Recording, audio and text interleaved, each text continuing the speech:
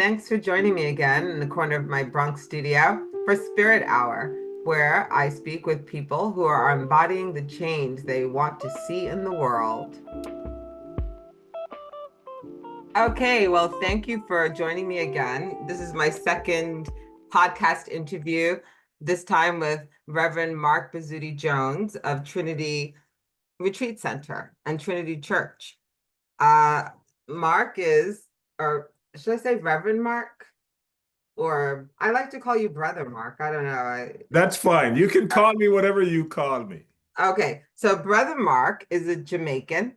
He's a former Jesuit priest, and he's been a Jesuit for 14 years. He's studied in Brazil. He's married. He has one son, and he's now an Episcopal priest at Trinity Wall Street. And I'm very happy to talk with you today. I guess I've known you now for about 3 or 4 years and getting to know you better as the years go on. Um, I have a few questions for you today, and we'll just have a conversation. Is that okay? Absolutely. Okay, Absolutely. good. So, I like to know where people are from and how, what your childhood was like a little bit. I think it informs a lot. So, what was your childhood like in Jamaica? Can you tell us something about it? Well, first, let me begin by thanking you. I'm actually honored to have been asked. Mhm. I'm a big fan of yours. I think that the work that you do is of tremendous importance, not only in this country, but globally. So I am Thank truly honored to be asked by you. I don't say that lightly when I say I admire your work and what you set out to do in this world. So, again, a great joy to be with you. thank you. So, you're welcome. I grew up in Jamaica. If folks hang around me long enough, it's always the thing they hear me say pretty frequently. I am Jamaican. I take great pride in being born in Jamaica. I think the Jamaican culture, the Jamaican people, everything Jamaican has shaped my life and has blessed my life. Even though now that I'm beginning to think of it, I am getting close to the point where I've lived longer outside of Jamaica Mm. than I've lived in Jamaica. But that said, I will go to my grave saying, if you cut me, I bleed Jamaica. At my core, I am Jamaican, and nothing will ever take that away. I'm always Jamaican. So that's Yeah, how much I love Jamaica. yes. Jamaicans are proud people, that's for sure. But were you there in Jamaica at, through your teen years? Did you, because a lot of Caribbean people moved to America or to other places when they were young or what have you. Were you did you spend most of your young adult years there as well? That's a great question and a good one. And it's true. Many folks living in America or England or throughout the world oftentimes left Jamaica as children or in their teens. I was fortunate enough to only have left Jamaica after I became an adult. Hmm. So I grew up in Jamaica, went to high school in Jamaica. The Jamaican educational system is based a lot on the British system of education. So you go to high school at age 10 or 11. So I went to a high school in Jamaica. It was a Roman Catholic Jesuit high school named St. George's College. So I went there when I was 10 or 11. I graduated at 16. So again, keeping the British influence in mind. So I graduated at 16 and then taught at that very high school for 3 years. So I taught at high school in Jamaica, this Jesuit high school, from I was 16 to 19 years old. And at 19, I entered seminary. I entered the Jesuits. And so I began my formation as a Jesuit at age 19. Wow. And stayed as a Jesuit, as I said, for 14 years. So I left when I was 33, I guess. Mm. Is that young to be a Jesuit? I'm not sure. You know 19. what? Actually, it was. It seems like it might be. Yeah. Well, it's funny, but that's a great question because, as you know, everything is relative, right? Because Hmm. the question was this man at 19 years old mature enough to be making a decision Right, to join the priesthood?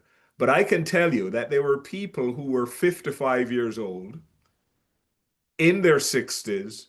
There were others in their 30s and 40s who entered the same year I did. And most of them did not even last for 6 months. right. And so yeah, Everything's again, relative. was I mature? I don't know. But sometimes the age doesn't necessarily determine someone's future or someone's present Yeah, well, maturity.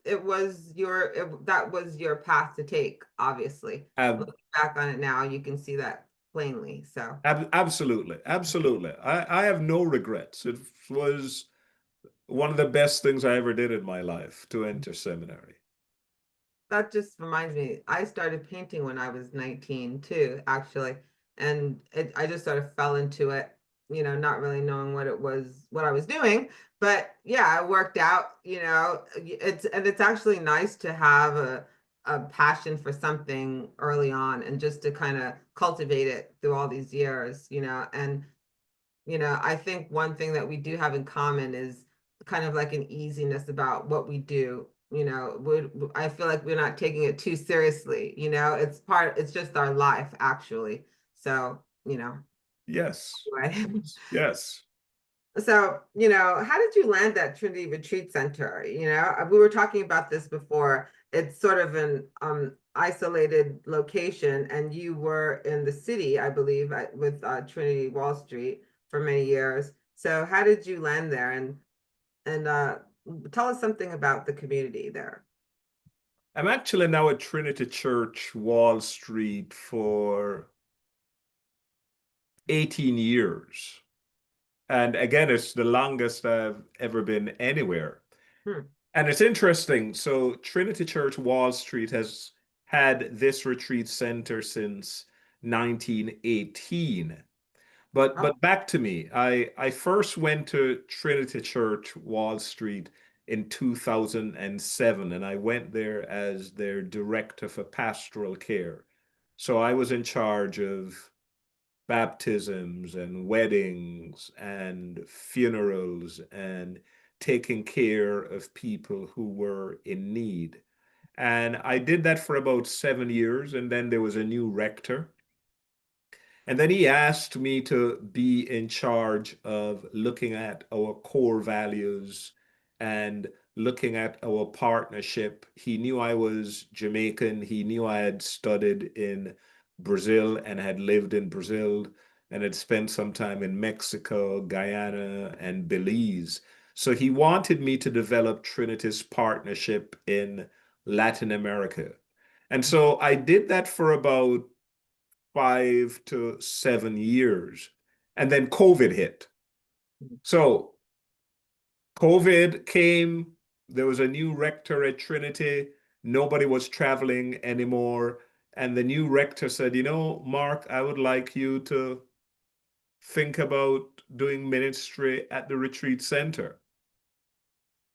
On hmm. one level, I was totally surprised, but I've learned in my life that the things that surprise me the most, Hmm. the things that surprise me the most are the things that I should trust the most. The things that oftentimes come from the outside are definitely the things that I need to pay attention to on the inside. And so, since this wasn't my idea, I Right. remember thinking, wow.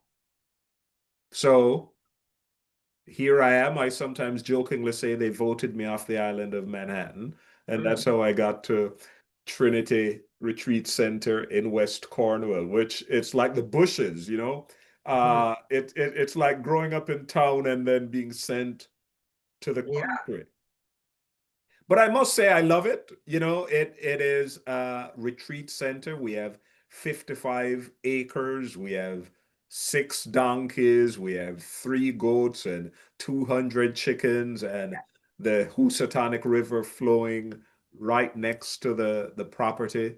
And I really love this aspect of my life. It's quiet, it's calm, and my role is to help people think about God, to help people rest, and to help people remember that we're human beings and not human doings. So I love that about a retreat center. I think the Mhm. best way we can serve God is actually to come away and rest and come away and relax and be at peace. Oh, I love that. I'm getting a chill. That's beautiful and very true. Some of your retreats may be considered a little unusual for a religious setting. I thought so when I looked through the offerings. God and the Cosmos was one that I went to, the first one that I went to, and we were basically sky gazing, stargazing, and sun gazing, which and it was beautiful. It was a lovely, wonderful time. And also Bob and Bob, the spirituality of Bob Marley and Bob Dylan. Who comes up with these retreats? Well, God and the Cosmos, that was before my time, and that was a great retreat. Uh, but the other retreats, Bob and Bob Marley and Bob Dylan, Poetry of Belonging, the poetry of Maya Angelou and Mary Oliver, the spirituality of Bob Marley, writing books about children. I truly believe that we can experience God through just about everything that is. And so, in truth, part of my goal and my desire for this retreat center is that we can grow in our diversity. Like, I want to be at a retreat center that is welcoming to people of all backgrounds, all ethnicities, all races, all ways of thinking. And so for that to happen, we have to offer retreats that reach people where they are. And so reggae music, salsa music. We started a retreat for Latino and Hispanic folks. We have retreats that deal with iconography. Uh, for me, one of the things about learning about you was, of course, we have to have a retreat that explores Ethiopian iconography or explores the black expression in Christian art. And so, it's for that very reason I offer retreats of various kinds and various persuasions because, God moves in mysterious ways and in diverse ways. So what might not appeal to one person will appeal to another person, and just Mhm. like that.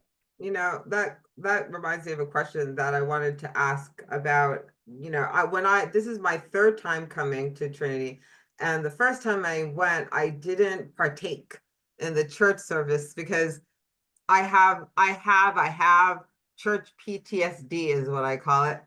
And I go into churches, many different churches, and it's fine. But there was something about having to go to the service at a certain time, even though you don't have to go, and I didn't go.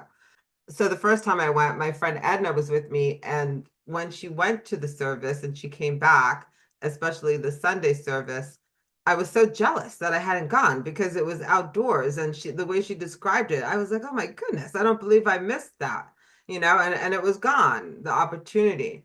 So the second time that I was there, and that was the first time I led the Guardian Angels retreat, I made sure to go to all of the services, and they were lovely, and I appreciate the way that you gave your message, which is it was just a very kind of human message, all of your messages, because you gave a few, so I appreciate that.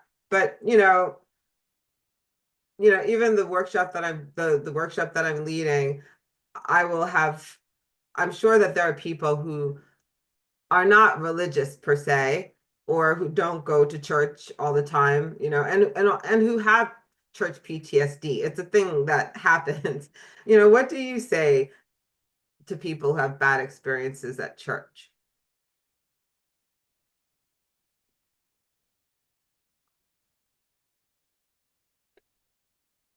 Well, when someone has a bad or negative experience in church or anywhere, then I think the proper response is one of compassion or a willingness to learn, like what happened, a willingness to invite the person to share the experience that led to the PTSD. So that's the first thing. So when somebody says that to me, I do have compassion. And maybe I should say too, I have it too. I think it's the nature of the world, or the nature of the church. It's the nature of life that no matter what we do, all of us will experience a certain level of trauma.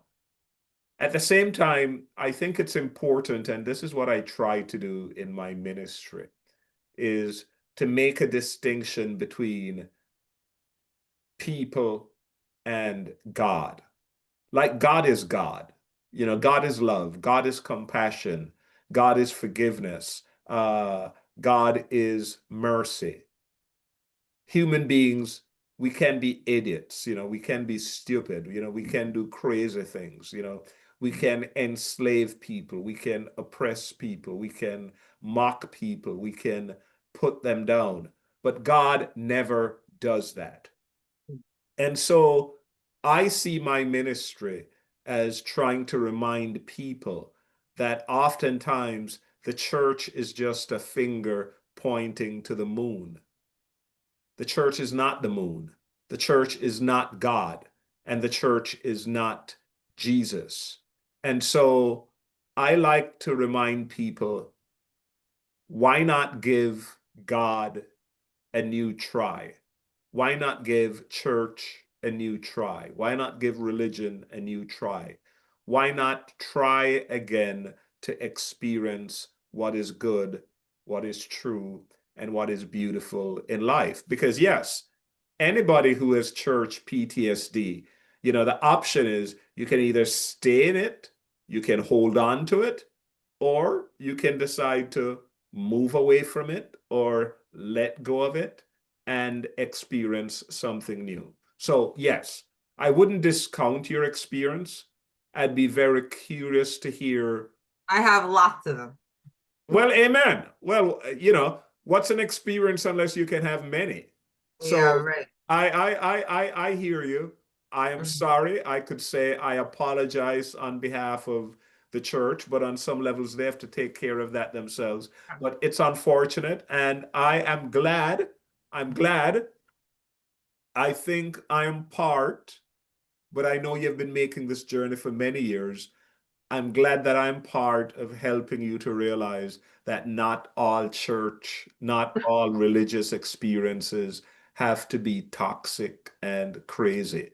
But yeah, I hear you, and you're not alone. But as I Yeah. said, I hope you recognize that the church is not God, the Bible is not God, and maybe every human being is called to give God a second chance.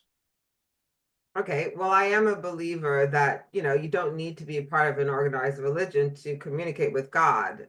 I think that more and more people are knowing that, not just not going to church, but having a spiritual practice, a very rich one too, and that, for that matter. What do you think is the future of organized religion? Do you think that it can kind of go on as it has for the last 2,000 years? Or do you think that there needs to be like some fundamental changes? This is I don't know, this is kind of like maybe this is a silly question, but I think about this sometimes because I do work with churches and very organized religion, but then I myself, and I know so many people who don't have we might even have our own organized practice, let's say, but it's not part of a wider church. And I don't know, I feel that with some of the things that happen in the church that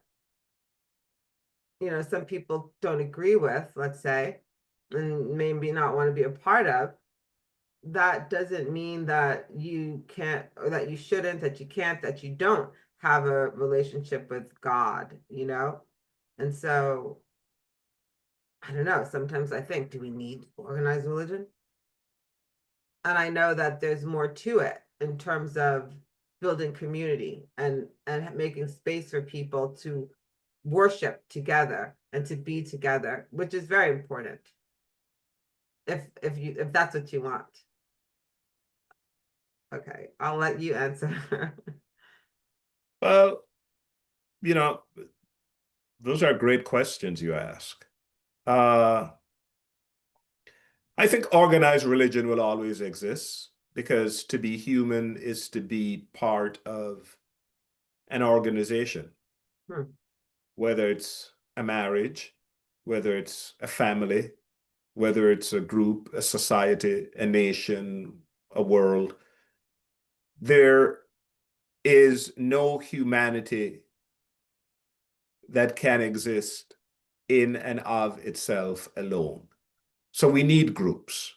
Every human being needs a group to survive. So there'll always be religion. There'll Mhm. always be religion. Religion is important. Now, as I said, I'm Jamaican, and sometimes, if you hang around me long enough, I say I'm Jamaican and I give it to you straight. I think that people who say I'm spiritual but not religious are just like taking the lazy way out. It means they don't want to commit to going to church. They don't want to commit to being part of a group. Sometimes they don't want to commit to give. They don't want to commit to waking up out of bed and going to church. They oftentimes don't want the sacrifices that being with a group requires. All right? So, back to the question. There will always be religion because there'll always be humanity. And so, human beings need groups. Religion will survive. Now, as you know, we can't throw out the baby with the basket, can't throw out the baby with the dirty water. Mhm. There are bad people in religion. It doesn't disqualify religion. They're bad people in everything. They're bad people in politics. They're bad doctors. They're bad lawyers. They're even bad thieves. So there'll always be bad people in every group. Are there some of the holiest, kindest, most compassionate, most inspiring, most thoughtful, saintly people in the world in religion? Absolutely. Are there more good people than bad people?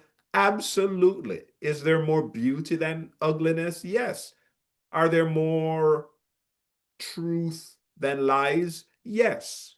And so there's a lot of good in religion, and it will Mhm. survive. Are many religious people idiots? Yup. Mhm. Are many religious people practicing idolatry? Yes. I think most of what we hear in and from religion has nothing to do with the one true God who is love, compassion, forgiveness, beauty, and truth. So, Mhm. yes, many religious people are absolutely crazy. I would be the first to say that. And that's not going to change.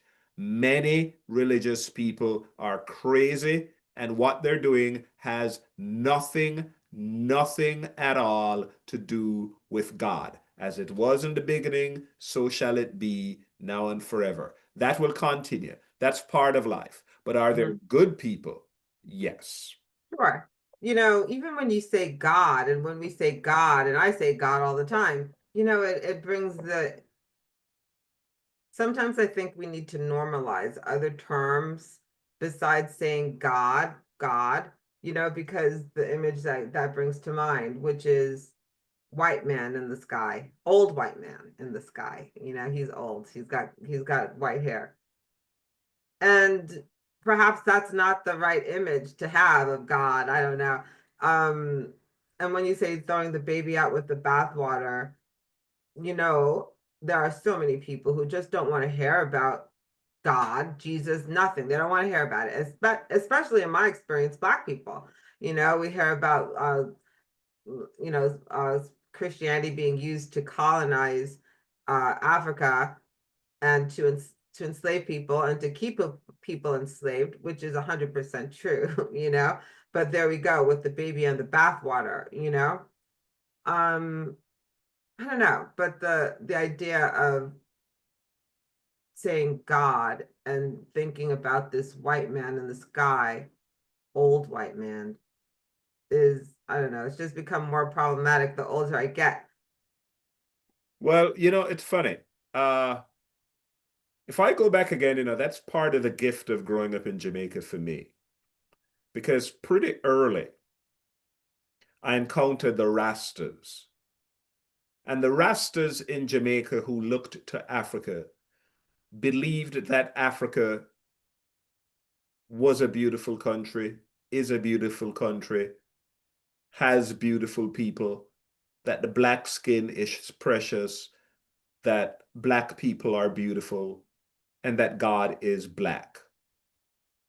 And I heard that from the Rastas since I was 3, 4, 5 years old. And I never let go of that. And so it's another reason why I love your art, because so much of your art captures the vibrancy, the essence, the theology, the spirituality of Ethiopia, which is the oldest form of Christianity. The Ethiopian eunuch got converted to Christianity before St. Paul. Ethiopia has never, ever been colonized. Okay. Ethiopia, for the most part, does not have depictions of God as a white man. And God is not, first of all, God is not old by the very definition of God. And God is definitely, definitely, definitely not white. In addition, God is not even a man. God is not a man. God is not white. And God is not old. And that for me is the gift of Jamaica. And that's the gift of Ethiopia. And again, that's the gift of your work and why I thought having you here at the retreat center on a regular basis is a gift to the church, a gift to life, a gift to God, and a gift to us understanding who God is. Thank you, Brother Mark. You made me see something there. It's not so much about the word God, it's the image. So Absolutely. instead of changing the word, we changed the image. And I've been painting this way for 30 years now. So I guess I have been working towards that. And also it reminds me of a young person that I met through Instagram who reached out to me on Instagram saying that they had grown up with the book of the Gospels that I illustrated. The person is a graphic designer who designs products for religious organizations, and so it was sort of interesting. I reached out to him and I said, oh, your art is wonderful, and he said, hey, I've been looking at your book. I looked at that Bible when I was a child. So I guess there's work to do, but No, absolutely. And I'll say this because again, you wind me up and I can't stop. Absolutely. What you're doing is life changing. Because again, for a black child somewhere to see what is holy. And again, part of what you're doing is opening up what has always been. Because as I said, there was Christianity in Ethiopia centuries and centuries before it got to Europe. Right. And so, there was Christianity in Africa long before it got to Europe. And so, yes, how do we change our concept of God? How do we change our concept of religion? And how do we change our concept of humanity? That is the task we have. And, as I said, I celebrate what you do because what you're doing, you're helping us to see God as one of us. And that is the most fundamental experience of God and religion and spirituality. We have to know that God loves us as we are, and God sees in us the very presence. We're made in the image and likeness of God. How about that? The image and likeness of God, every human being. That's right. Well, thank you. That was very beautiful. So I want to say you are a very lighthearted and joyful person. That definitely comes across. And every interaction that I've had with you, you can just look at your Instagram posts and see that, and your Facebook posts. I listened to you in another interview. You were talking about godly play and writing books for children. I know that you've written several books for adults and for children. Can you tell us something about your books? Huh. Yes. It's I like writing books for children because I believe at the core we're all children. Hmm. And I also believe that children and the child within each and every one of us can teach us a lot more about God than anything else. So, writing spiritual children's books is a way for me to remind myself and to remind the world that God is quite simple, that God comes to us in the language of a very simple, loving, heart-warming, life-changing story. And that's what, when you talk to a child or when you tell a child a story, or when I write books for children, it is to communicate this sense of God being loving, caring, and wanting the best for us. So your next retreat is May 16th through 18th, and it's the spirituality of celebrating and writing books for children. What are you going to be discussing? I like to tell people that if I can write a book, so can you. I Mhm. honestly believe that. So we'll be looking at how to write a book for children. And I will show them, I think I have 3 or 4 children's books. It's honestly not about promoting me. I really don't need to promote myself. But I do believe that everybody is capable of writing.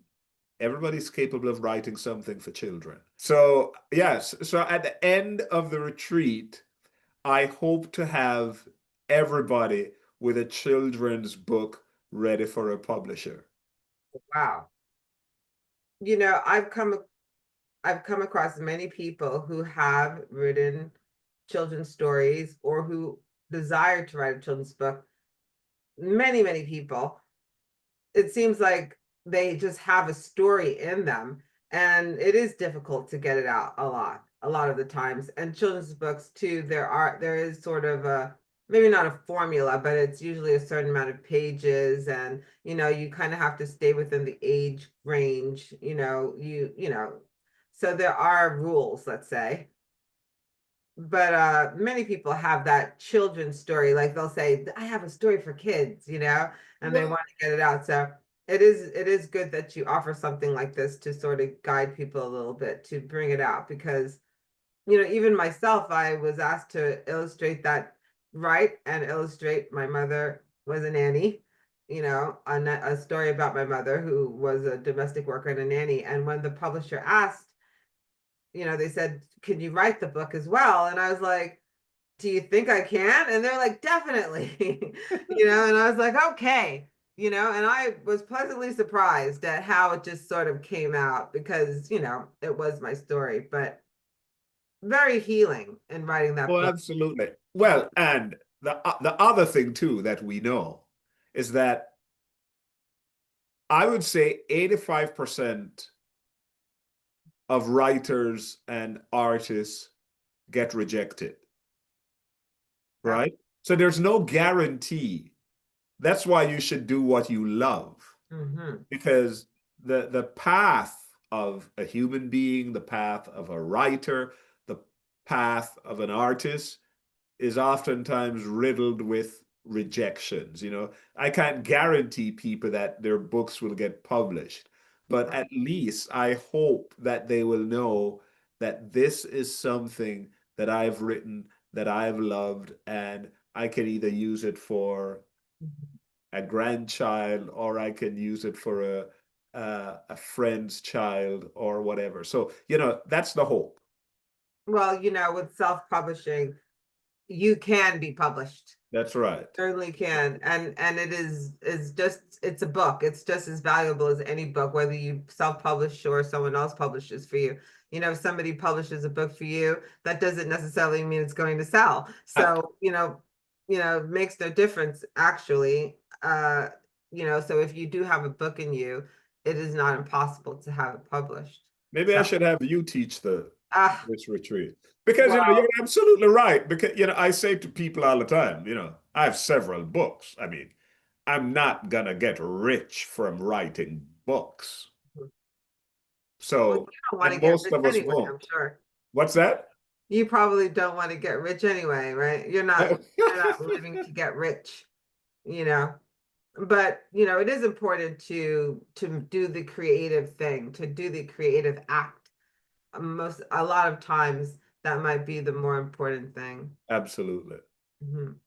So thank you so much, Brother Mark, for speaking with me. And I'm looking forward to actually sharing that time with you on May 16th to 18th at the Trinity Retreat Center. I'm really looking forward to it the third time. I remember the first time I was there, the joke was that people usually come 5 times. Now I'm up to 3 times now. And I'm pretty sure I'll get to 5. Well, we want you to get to 7, and we want you to keep coming, because as I said, Uh, I only have one rule, and it is you must come back. right, right. You must come back. I hope that the Bronx rush hour traffic wasn't too loud in the background. And I No, thank you well, very well, much. I hear we have a great editor who will figure out how to edit stuff. So, Yes, yes, you will. by the way, that's a great painting you have in the background. I love that. Yeah, yeah. Coming to a home near you soon. Amen. All right. Can't Yes, wait. yes. Okay, thank you very much. All right. Okay, Blessings upon you, and we will talk. And thank you, Menon. All right. Bye bye. bye bye.